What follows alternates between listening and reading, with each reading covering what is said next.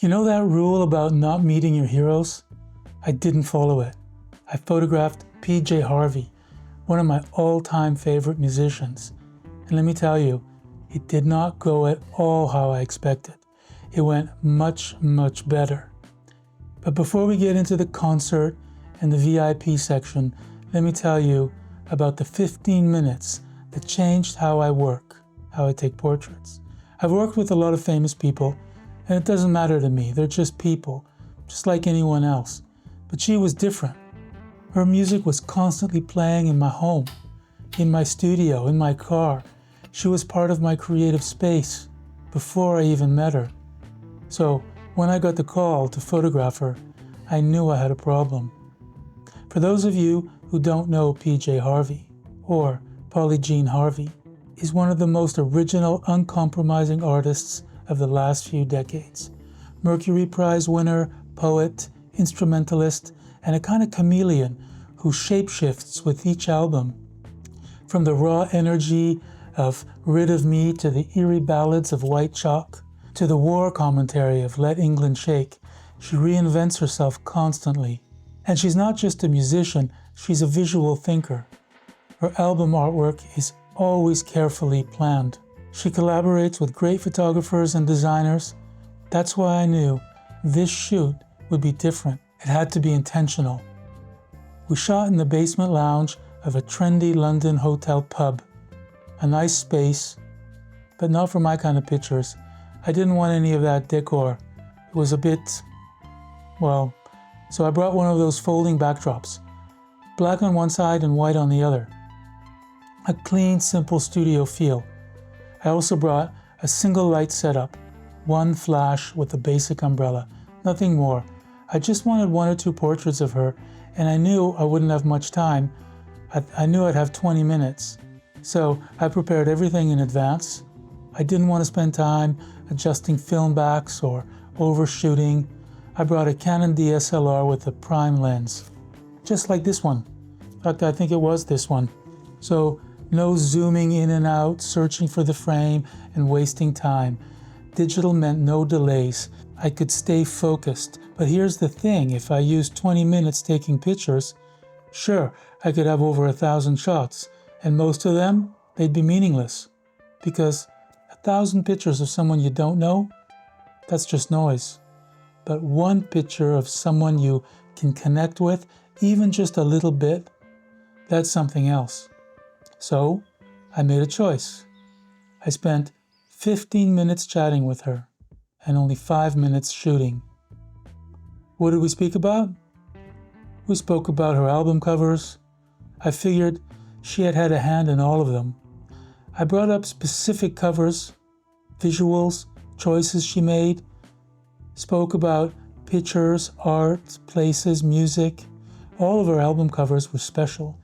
I never said I was a fan, but I guess she could tell, as I could recall and speak about all the album artworks she ever did. But I wanted to meet her as one artist meets another, on equal ground, a shared language. And I don't like shooting people I don't know at all. I want at least a little connection, a little familiarity. I was never going to get to know her as a friend might. I want the person in front of the camera to know a little bit about who I am as well, not just the guy holding the lens. That conversation, those 15 minutes, they made the shot. And I enjoyed that time more than the actual photography. But they do go together. You know, if I had 5 minutes to shoot someone, I'd spend 4 minutes speaking with them and 1 minute taking the picture. So after our 15-minute chat, we used the 5 minutes that was left for the two pictures I had in mind, one on a black and one on a white background. The clothes she was wearing were from Demeulemeester, a Belgian fashion designer whose work is just incredible. I guess you could say I was also a fan of hers. While I was setting up, someone from the record label quietly said to me, "Whatever you do, don't ask her for concert tickets." I said, "Of course not." And I didn't, and I never would. But after the shoot, after the 5 minutes of pictures, after the goodbyes, Polly came over. She said she'd be performing in Paris soon and asked if I wanted to come. I said I'd love to. She said, "Would you like to bring someone?" I mean, imagine that kind of generosity. It really tells you something. She looked around for a pen, and right then, that same person from the record label said to me, in a snide attitude, "I told you not to ask her for tickets." Polly turns to her right away and says, "He didn't ask me. I offered." Wow, that felt good. I'll never forget that. During the shoot, I told her I'd be happy to send my final edits for her to approve, which I don't normally do. Anyway, she said that would be nice and she liked the idea, but here's what really stayed with me. She said, "I don't want internet in my house. It's too distracting. Could you email the pictures to a local shop in the village where she lived? They would print them and she'd pick them up." That really stuck with me. And to this day, since then, whenever I work on something that really matters, I shut everything down. No emails, no notifications, no scrolling, and the phone is in another room. That way I can concentrate just on the work. So a few weeks later, Sibyl and I, we go to the concert at the Olympia in Paris. We're escorted to a little VIP section. I sit down, and right next to me is Demeulemeester. Polly had been wearing her clothes in the shoot, and now on stage. I told Anne I wanted to make a print of the portrait that we had done together, and I'd love for her to have it. Luckily, Fashion Week was happening really soon in Paris. Soon after, I went to the Demeulemeester show as well. And after that show, I went backstage and gave her the print. It was a quiet ending to a beautiful and memorable shoot. So what's the lesson here? It's this: spend as much time getting to know the person you're photographing, not because you want something, not because you want access to anything, but because it builds trust. It creates a mood. These aren't objects, they're people. And when that's your starting point, the photographs will show it. Remember, you only need 1/100th of a second to take a picture.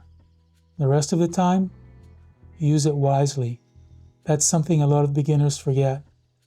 Oh, and one last thing. At the concert, I bought a t-shirt. Today, my son wears it to the gym, and every time I see it on him, I smile, because I remember the day I photographed PJ Harvey, and everything I learned in those 15 minutes before I pressed the shutter. Well, I hope you liked that behind the shot story. I've got some more. The next one I'm going to do is with Daft Punk, the Daft Punk shoot. Hit the subscribe and notifications so you don't miss that. And subscribing really helps this channel, and I appreciate it. Thank you, and see you in the next one.